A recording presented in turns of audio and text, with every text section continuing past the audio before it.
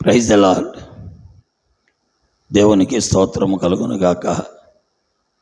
చేరువచ్చిన ప్రియులు, వాక్యోభిలాషులు, వాక్యమెడల ఆసక్తి కలిగిన వారు, వాక్యమును దేవుడిగా భావించి వాక్యమైన దేవుడు మాతో మాట్లాడతాడనేటువంటి ఆలోచన కలిగిన వారందరికీ కూడా ప్రభు అయిన యేసుక్రీస్తు వారి ప్రశస్తమైన నామములో వందనాలు తెలియజేస్తున్నాను.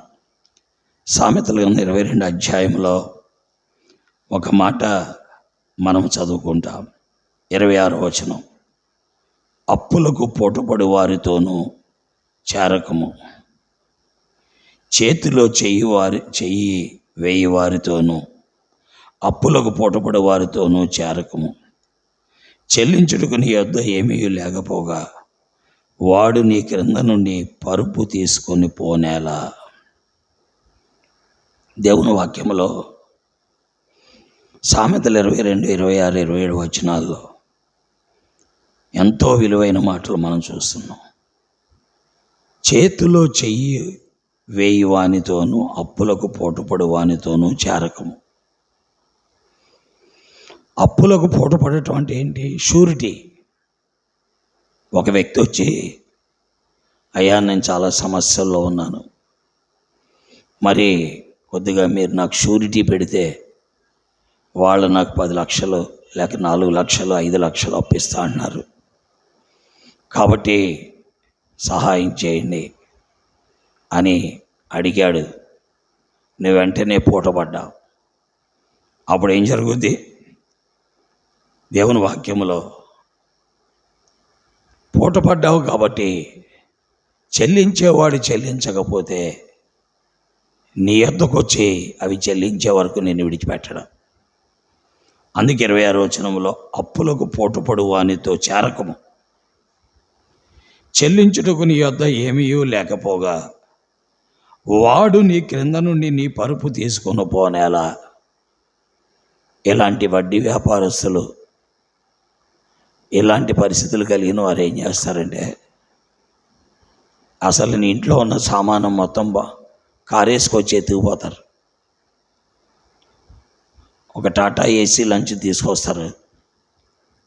నువ్వు అప్పులకు పోటుపడ్డావు కాబట్టి వాడు తీర్చట్లేదు, నువ్వు తీర్చు, ఒకవేళ నువ్వు తీర్చకపోతే నీ ఇంట్లో సామానం అంతా వేసుకుపోతావు అంటారు. కాబట్టి పొరపాటును కూడా చేతిలో చేయి వేయకు, పొరపాటును కూడా అప్పులకు పూటపడబాక. అలా అయితే నీ ఇల్లు దోచుకొని పడుద్ది. వాస్తవానికి నువ్వు తీసుకోలేదు అప్పు, వాస్తవానికి ఆ డబ్బు నువ్వు అనుభవించలేదు, వేరేవాడు అనుభవించాడు, కానీ దానివల్ల నువ్వు నష్టపోతావు. ఈ రోజున బ్యాంకులన్నీ బ్యాంక్రప్ట్ అయిపోవడానికి కారణం ఏంటి? దివాళా తీసాయి బ్యాంకులు. కారణం ఏంటంటే వచ్చిన ప్రతి వాడికి అప్పులు ఇచ్చారు. తీరా చూస్తే వాడు తీర్చలేదు. వాడి దగ్గరికి వెళ్ళారు, తీర్చవయ్యా అని. వాడన్నాడు, ఐపీ పెట్టేశాడు, చేతులు ఎత్తేసాడు, నా దగ్గర ఏమీ లేదు. అప్పుడు బ్యాంకులన్నీ కూడా లాభాల్లో ఉండడం బదులు అన్ని విధాలా దెబ్బతినిపోయి బ్యాంకులే దివాళా తీసేశాయి. ఒకప్పుడు 20 నేషనలైజ్డ్ బ్యాంకులు ఉండేవి, ఇప్పుడు 1 డజన్ మిగిలాయి. కారణం, అప్పులకు చేతిలో చేయేశారు, అప్పులకు పోటుపడ్డారు, అందువల్ల సమస్తం దెబ్బతినిపోయింది. కాబట్టి కుటుంబస్తుడిగా ఉంటున్న సహోదరుడా, భార్య బిడ్డలతో కుటుంబాన్ని గడుపుతున్నవాడా, ఎవరి చేతిలోనూ చెయ్యి వేయకము.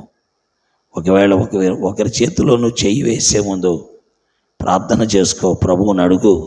నీ నిర్మాణకుడిని, నీ సృష్టికర్తను అడిగి ప్రార్థన చేసుకున్నప్పుడు అతని చేతిలో చెయ్యి. లేకపోతే నీవు చెయ్యి వేయడం ద్వారా, పూటపడు ద్వారా నీ ఇల్లు మొత్తం దివాళా తీయడానికి అవకాశం ఉంది. నీ భార్య బిడ్డలు అనాథలైపోవడానికి అవకాశం ఉంది. నీ కుటుంబము రోడ్డును పడిపోవడానికి అవకాశం ఉంది. కాబట్టి జాగ్రత్త కలిగి దేవుని వాక్యానికి లోబడు. దైవ గ్రంథములో ఉన్న మాటలు చాలా విలువైనవి. దేవుని వాక్యములో మనం చూస్తుంటే మనం పాపులం, మనం చెడిపోయిన వారం, మనం అక్రమస్తులం. అయితే మన కొరకై యేసు ప్రభువు పూటపడ్డాడు. ఎలాగా? ఆయన మన పాపములు ఆయన మీద వేసుకున్నాడు. అతడు చేయలేదు పాపం, నేను చేశాను, అతని పాపాలన్నీ నా మీద వేసుకున్నాను అని నిన్ను విడుదల చేశాడు. తద్వారా యేసు ప్రభువుని సిలువ వేశారు. యేసు ప్రభువు సిలువ వేయబట్ట కారణం ఏంటి? నీ కొరకు, నా కొరకు, సమాజంలో ఉన్న ప్రతి మానవుని కొరకు ఆయన పూటపడుడు ద్వారా, మన చేతిలో చేయి వేయడం ద్వారా ఆయన సిలువలో రక్తము చిందించి ప్రాణము దారపోసి ఆయన చనిపోయి సమాధి చేయబడి తిరిగి లేచారు. కాబట్టి ప్రియులారా, ఆ క్రీస్తు ప్రభు యొక్క ప్రేమ ఎంతో గొప్పది. ఆ ప్రేమను ఎరిగిన మనము ఈ సమాజంలో ఎలా బ్రతకాలో దేవుని వాక్యం మనకు బోధిస్తుంది. ఆ ప్రేమను ఎరిగి సమాజంలో ఎలా బ్రతకాలో బోధిస్తున్న దేవుని వాక్యానికి లోబడి ప్రభువుని వెంబడిద్దాం. దేవుడి మాటలు దీవించుగాక. ఆమేన్. పరిశుద్ధుడైన మా తండ్రి, ప్రేమ లేని మా ప్రభువా, చేతిలో చెయ్యి వేయడం ద్వారా కలిగే ప్రమాదము, అప్పులకు పోటుపడు అని ద్వారా కలిగే ప్రమాదము ఎంత ఘోరమైందో చూస్తున్నాం. ఈనాడు మా జీవితాల్లో కూడా మా చేతిలో మీరు చెయ్యి వేశారు. మా కొరకై మీరు పూటపడ్డారు.